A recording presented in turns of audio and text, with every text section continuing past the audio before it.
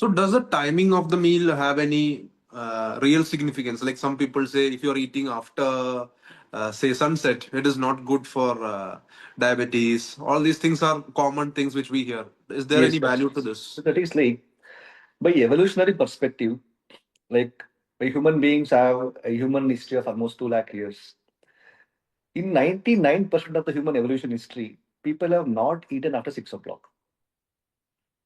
See, even imagine a 50 years back, electricity came to India maybe in almost in 1980s, 50 years before. Even before that, most Indians were almost finishing their dinner early by 7 o'clock only. There was no concept of watching TV late night, eating in the late night. So by evolutionary perspective, so we must finish your dinner early. That's the thing. But nowadays, what happened because of the lights, internet, TV, and all, there is dinner. But my always suggestion is, if you are intermittent fasting, you finish your dinner early. Right.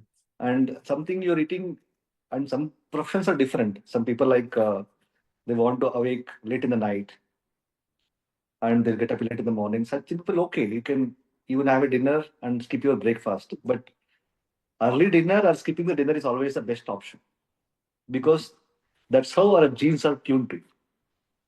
So, just to follow up on that, have you noticed that anybody who works night shifts have a bigger problems with metabolic I health? have seen many people in the early 30, early 20s who are continuously doing night shifts came to me with a diabetic itself. And recently, the guy is only 26 years old. He was doing night shift from last 3 years. And he came to me with HbA1c of 10. And he was not even that obese, but his only things are what is his light shift and he used to drink a lot of sodas. In the working in the night, he used to have some thumbs up, that, this, and all this thing. We just told him to cut down all the sodas completely and optimize sleep, told to change the schedule for some time and low carb diet. Within 3 months, his HbA1 was reduced to 5.8. Right. And initially, he started a small dose of medication. He started going low, hypoglycemic within 1 month only. Within 3 months, he achieved 5.8 HbA1. Mhm. So this Right. night shift again against our biological evolution. Mhm. Right. People used to sleep early in the night. Our ancestors used to sleep early.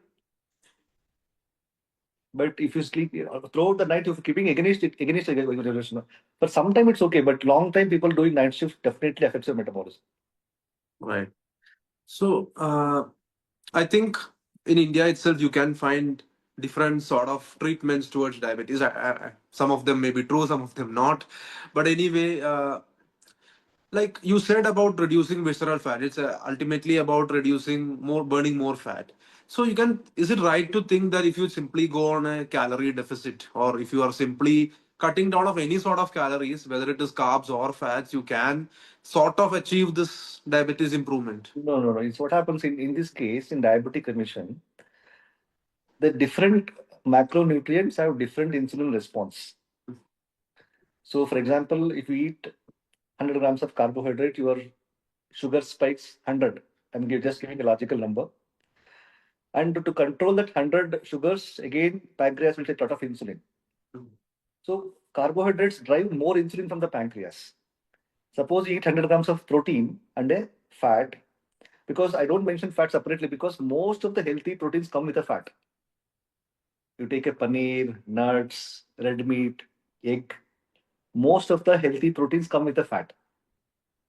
So you eat a proteins, your sugar spike only 50, and the pancreas will secrete less insulin. Suppose you eat only healthy fat, like some nuts, seeds, paneer like this, your sugar even spike 30. So the fat is the least stimulant of insulin. The next comes protein. The last is highest spike of insulin happens with the carbohydrates.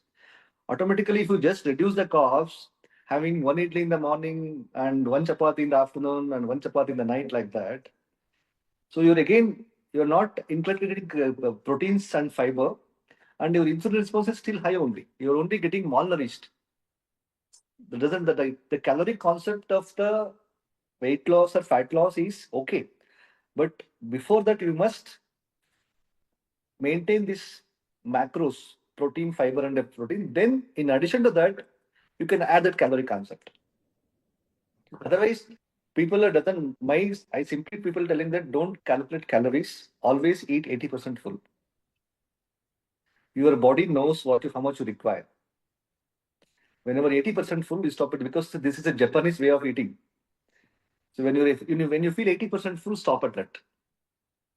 So more likely, that's how your body itself senses the calorie mechanism.